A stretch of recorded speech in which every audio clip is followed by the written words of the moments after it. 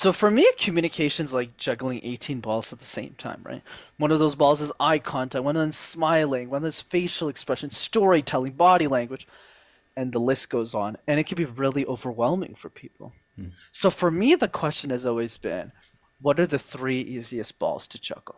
Right. Because if we can juggle those three balls, we'll build momentum with our speaking, no problem. Hi, and welcome to Helping People Perform, the podcast that gives you fascinating insights into those people whose chosen vocation is to help others perform at their best. From consultants to teachers, sports coaches to financial advisors, all of my guests share a passion for getting the most out of individuals, teams, and organisations. Enjoy the episode. Hi everyone, and welcome to another episode of the Helping People Perform podcast. Delighted to be joined today, all the way from Quebec in Canada. We've got the founder and president of Master Talk, YouTuber, supporter of people in terms of how they talk and how they bring their public speaking up to that top 1%. So if you're into that, then you're going to love today's guest. Welcome to the show, Brenden Kumarasamy. Paul, Welcome. the pleasure's mine. Thanks for having me. Brilliant to have you on, and I was just saying before we started the show here, I've already had to thank Brenden for the impact that his work has already had on me. Some of the insights that I've had from the Public Speaking Essentials piece, which I'm sure we'll come to at some stage, has already directly helped me with some of the presentations that I've been doing as well. So love to come into some of those details as we continue the conversation. But before we get into that, can you tell us a little bit more about yourself in terms of your background and what got you to where you are today? Absolutely, Paul. Happy to do that. So for me, it all started in college. I went to business school, and I studied the opposite of what you'd think I would study, which is accounting. So I was a numbers guy. Never really wanted to be a communication coach. But then when I was in college, I did these things called case competitions, Paul. Think of it like professional sports, but for nerds. So other guys my age were playing footy or rugby or football. Yeah. I was one of those guys. Right. I did presentations competitively. That's how I learned how to speak. So as I got older, I started coaching a lot of the students on how to communicate ideas, Right. and I coached them. And I accidentally developed a talent in it. So I just started making YouTube videos. I called it Master Talk because I felt no one was really sharing these tips with the internet for free. And here we are a few years later. Oh, fantastic. And so, what were some of the lessons that you learned in those early stages from those case competitions and things? You know, what did you pick up? What failures did you have? I'm sure there were one or two. And what did you learn from them? There was way more than one or two for sure, Paul. I mean, my God, almost every case competition I did was a failure in many ways. My last two competitions before I graduated, I lost both of them too. So definitely a lot to learn. I would say the biggest lessons though is having a high standard of excellence. So when I started, and that's why I learned a lot about communication really rapidly in my career. A lot of my coaches were VPs at companies, they were senior level executives, and I was a 19-year-old kid at the time who had a big ego. So my ego got shot really fast. So that's probably the first lesson. The second one is community is always easier to get results from rather than the individual. So what pushed me to be a better speaker and teacher, Paul, was everyone in that program were really good speakers already. So if I wanted to teach them something, I needed to be better than they were. So it pushed me. So community elevates us to do better and to perform better. That's probably the second lesson. And the third one is to be a mad scientist. So what does that mean? So when I was helping people, coaching people in quotation marks, I wasn't a coach. I didn't really know how to do that.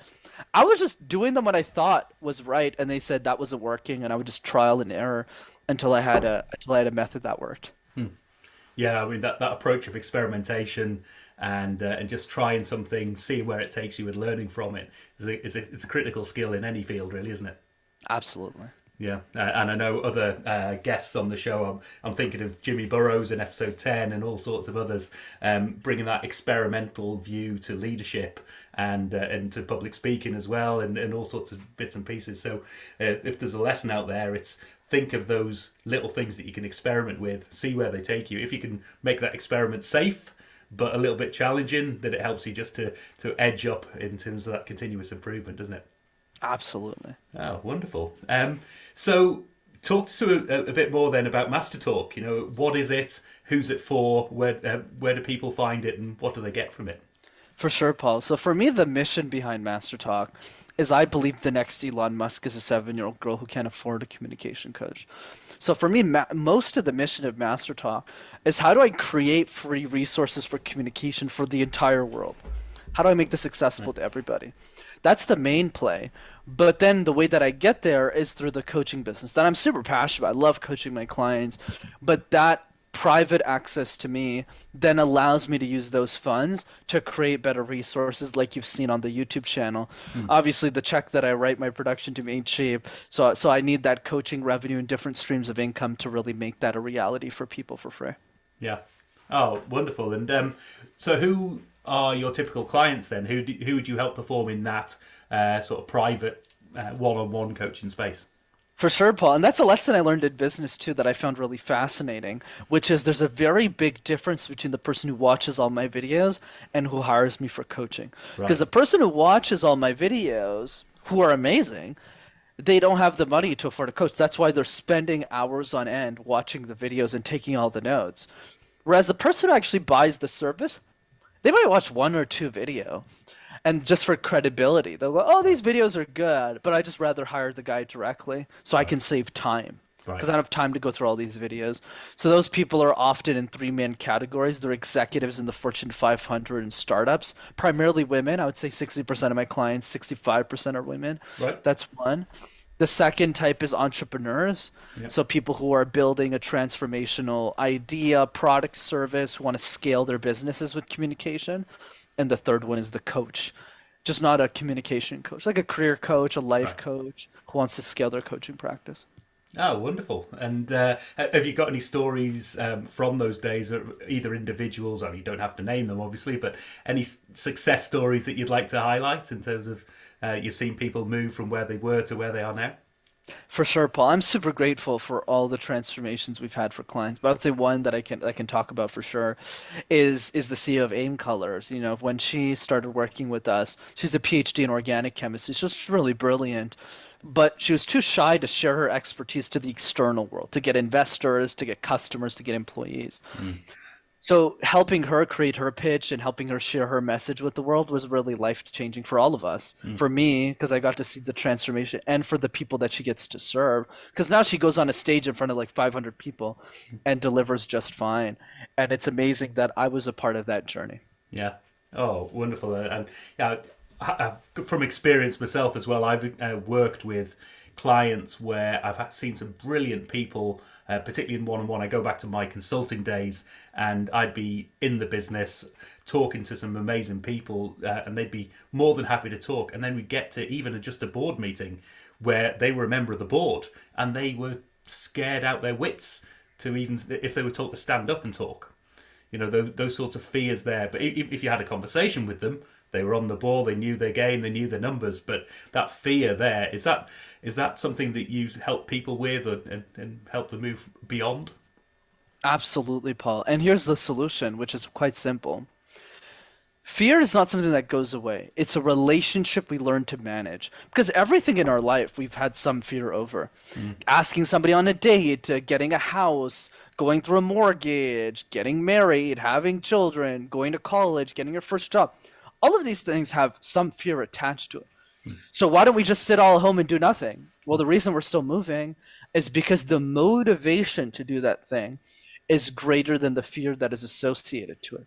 So for me, it's all about saying, what's more important, the fear or the motivation? So here's an analogy to help bring this point home.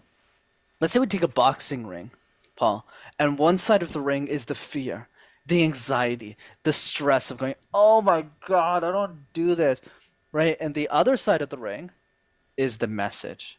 Why does this matter? Why is it important? And the goal is just to make sure that when that bell rings, your message gets the knockout punch and wins. Yeah, amazing. And I've been through most of the series now. I've still got a few to go in terms of the public speaking essentials in particular. Some amazing just little tips and tricks and practices that you put up there. Are there any within that you would particularly call out?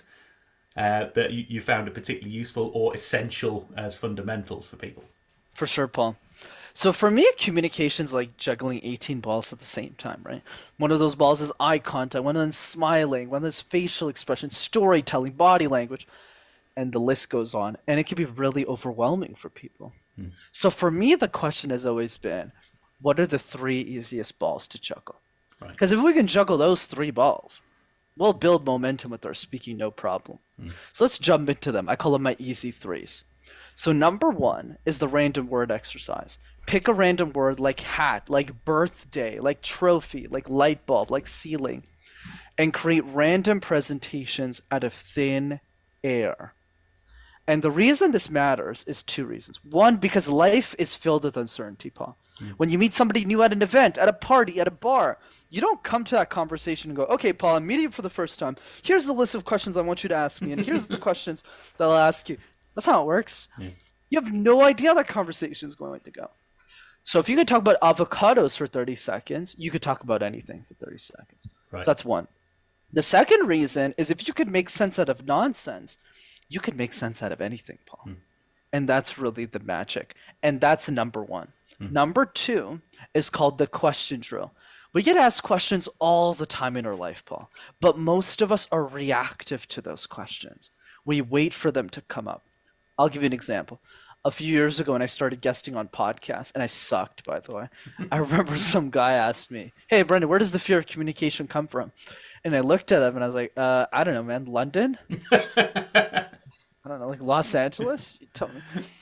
So I wasn't that good at it, at answering. So what do I do differently? Every single day, Paul, and I challenge your audience to do this too, just 5 minutes a day, answer one question that you think the world will ask you about your expertise, your products or your services. So if I was coaching you and you're a podcast host, obviously that means you're going to guest on other people's shows. So every day I would challenge you, hey, answer one question that you think someone will ask you. But if you do that for a year, Paul, you'll have answered 365 questions. You'll be bulletproof. That's number two. And finally, number three, video messages. Just pick people you love and send them 20-second notes. Yeah. Oh, amazing. And I can attest that the rest of the series is full of just amazing little tips and tricks like that, and practical things. That's what I've loved about the series, is it's something that you can take. I mean, I was just giving this example here. I was putting a video together about applying to be on stage to talk and bring some of my expertise to the stage. And I used this how to start a presentation. I think it's number 3 in the series there. And used that first example that you talked about in terms of just talking to the audience and appreciating them and showing that adoration for the audience that is looking at that video and has to make a decision. And I love the example that you give in there about McDonald's, for instance. Is that something you could share for us now?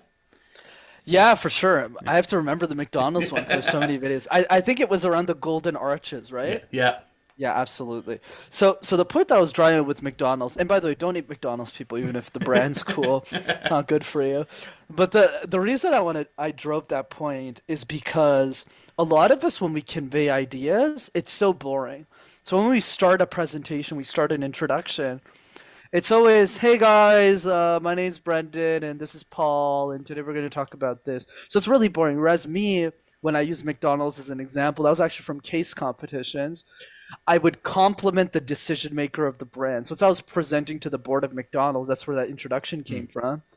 I started that presentation by saying, ever since I was a kid, there was one restaurant that I always want to go to. And it wasn't Harvey's, it wasn't Burger King, it wasn't Subway, it was McDonald's. And the golden arches of McDonald's reign not just in my local city, but across the world. And then what I did is I complimented the decision maker and I said, to the board of McDonald's, I'm here to help you take your business to the next level.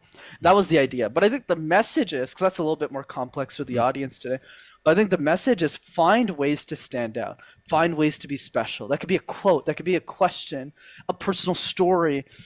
But the overarching theme is, how do I get people to fall in love with my ideas, listen to them, take action on them, and more importantly, share them with other people. Yeah. Oh, wonderful, wonderful stuff. So, with all of the stuff, it's a question I love to ask people who come on this podcast. They're generally people who are helping others day in, day out. They're always helping others to perform. Um, but it's really important that you help yourself. You know, you put your own oxygen mask on before helping others. You know, how do you do that? Where do you go to up your own game and to make sure your performance is at that peak? Absolutely, Paul. So a couple of things. One is obviously I have my own coach who coaches me. Because if I'm going to coach people, I need somebody helping me. Or else why would I sell this to other people? So of course. And the piece there that he challenges me to think about a lot is asking myself really deep questions about life. I always like to say that I want to attain the wisdom of someone who's already passed away. Viktor Frankl says this so well. He says that in life, pretend as if you got a second chance and you already made all the mistakes and you get a redo. What would you do in that redo? So I call them 80-20 questions that I ask myself all the time. We all know the 80-20 principle. Yep. What are 20% of the actions that get us 80% of the results? So for me, I kind of spin this a little bit on its head, and I think about what are 20% of the questions that we can ask ourselves about life that drive 80% of the clarity. Right. So I'll give you one example of that. If you could only accomplish three things in your life, just three, nothing else in your life, what would you want to accomplish and why? And forces people to say, oh my God, like I'd only pick three things? So that's just an example of things that I do. One other thing that I like doing as well is the bliss list. Make a list of things that you really enjoy doing that bring you a little bit of happiness every day. It could be eating an ice cream cake. It could be reading a book for 5 minutes a day. It could be dancing alone in your basement like me. It could be karaoke. Write those things down and just do more of that every day. Right. Oh, fantastic. So I think it's so important that as people who help others perform, you know, you've got to be, there's all sorts of phrases, eating your own dog food, drinking your own champagne, whatever the thing is, but it's also for your own health, your own sanity, just having someone or some form of way of checking in, improving your game, checking that you can find those little nuances and inspirations that just challenge you to be a little bit better day on day. Absolutely. Oh, wonderful. So, mate, at this stage in the pod, usually I ask a couple of questions that are a little bit more quick fire. One of them is, if you could help any individual, team, or organisation with the skill set that you've got, who would you want that to be and why? I'd pick an individual, and it's an Elon Musk, right? If I could get 45 minutes with Elon and he'd just listen to me and implement it, he would be way better of a speaker in the way that he shares ideas and conveys his message. And he's the reason why I'm so passionate about Master Talk. Because even if he became successful, the next Elon Musk might lose because of poor communication. Right. So that's why I'm really passionate about helping those people. Oh, wonderful. And if Elon's listening today, then get in touch, eh? Yeah, there you go. And if we were to flip this on this head and say, if you were able to sit down and have a coffee, have a drink, have a meal with any individual or team or organisation so that you could learn from them and help your own performance, who would you want that to be? Peter Thiel, the author of the book Zero to One, he built PayPal with Elon, and then he started a company called Palantir, and he was the president of PayPal as well. Peter's a really fascinating guy. I love his book. His book is like religion to me. It's called Zero to One, and there's a question he asks in the book, which is, "What is the truth that you believe in that most people disagree with you on? What's something that you really think is true about the world that most people think is wrong?" And he says that the answer to those questions is what creates the next generation of companies, technologies, innovations. So the main objective of my dinner with Peter, if I could ever get access to him, Paul, would be give me the rest of the questions. Right. I only got one question in the book. Like he has like, okay, what great company is nobody building? What problem is nobody solving for?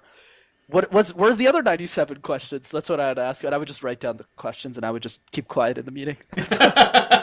Fantastic. The value of just sitting back and listening to folk and absorbing what they've got to say and maybe going back and reflect. I'm a big reflector personally. I tend not to respond too much in the moment. I like to sit back, reflect, think about it, and then go back. So, yeah, wonderful stuff. And the final question is, how do people find out more? How do people connect with you? Where do people go to find your amazing materials and stuff that you've got out there? For sure, Paul. The pleasure was absolutely mine. Thanks for having me on the show. This is great. So two ways to keep in touch. Number one, is the Master Talk YouTube channel. Just go on YouTube and type Master Talk in one word. Yep. You'll have access to hundreds of free videos on how to speak. And number two is I run a free Zoom call every 2 weeks on effective communication that you can attend live. So you can see me apply all of the tips we talked about on a Zoom call. So you get more learning out of it, and Right. it's free. So if you want to jump on that, go to rockstarcommunicator.com. Fantastic. And as always, these links will all be in the show notes, and do reach out to Brenden. As I say, I can personally attest already, and I've only just started on my journey in terms of going through some of the Master Talk material. So thanks so much for your help so far, Brenden, and also for your fantastic conversation and chat there. So thanks for coming on today, and great to have you on.